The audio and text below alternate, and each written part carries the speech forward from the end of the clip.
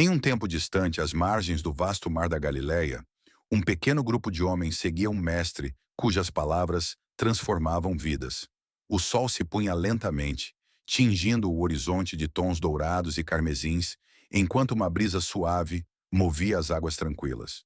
O dia havia sido longo, cheio de ensinamentos e multidões, mas agora Jesus convidava seus discípulos a atravessar para o outro lado do lago. Eles embarcaram confiantes, sem imaginar que aquela viagem revelaria não apenas o poder do Mestre sobre a natureza, mas também a profundidade da fé que ainda precisavam desenvolver. Na serenidade do crepúsculo, o mundo parecia repousar, até que o inesperado começou a se formar no céu.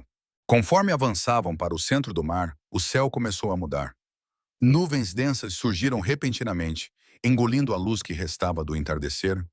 O vento, antes suave, transformou-se em rajadas violentas que balançavam o barco como um brinquedo frágil. Ondas enormes começaram a se erguer, batendo contra as laterais da embarcação, lançando água sobre os discípulos que lutavam desesperadamente para manter o controle.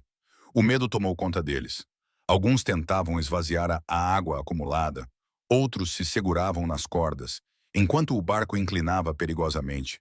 No meio de tudo isso, Jesus permanecia na popa, dormindo. Sua paz contrastava com o caos ao redor, como se nem mesmo a fúria dos ventos pudesse perturbá-lo. O desespero atingiu seu ponto máximo. Alguns discípulos acreditavam que o barco estava prestes a afundar. Sentindo-se à beira da morte, eles correram até Jesus, acordando-o com gritos carregados de medo. A tempestade rugia. O vento soprava como se quisesse arrancar o barco do mar.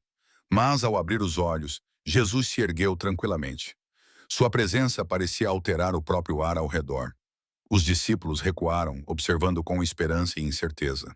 E então, diante da força indomável da natureza, Jesus levantou sua mão em direção ao vento e falou palavras que mudariam tudo. Palavras que a própria criação reconheceu. E então aconteceu. Assim que Jesus ordenou, o vento obedeceu. As ondas diminuíram lentamente até se transformarem em um espelho calmo. Os trovões cessaram, a chuva parou, e o silêncio tomou conta do mar. Foi como se a natureza inteira tivesse prendido a respiração. Os discípulos, ofegantes, olharam ao redor incapazes de compreender o que seus olhos viam. A força do milagre era tão grande quanto o susto que haviam experimentado.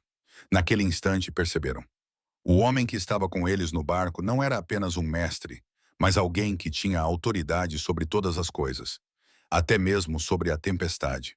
Enquanto o barco seguia suavemente por águas renovadas, os discípulos permaneceram em silêncio, profundamente impactados pelo que haviam presenciado. Seus corações batiam acelerados, não mais por medo, mas por reverência. Aquele que caminhava entre eles tinha poder sobre ventos, águas e sobre tudo o que existe. A tempestade não havia apenas provado o poder de Jesus, havia revelado a necessidade da fé que ainda estavam aprendendo a viver. E assim, atravessando o mar agora tranquilo, eles seguiram adiante, mais conscientes do Mestre que tinham ao lado e da paz que ele traz mesmo nas tempestades mais violentas.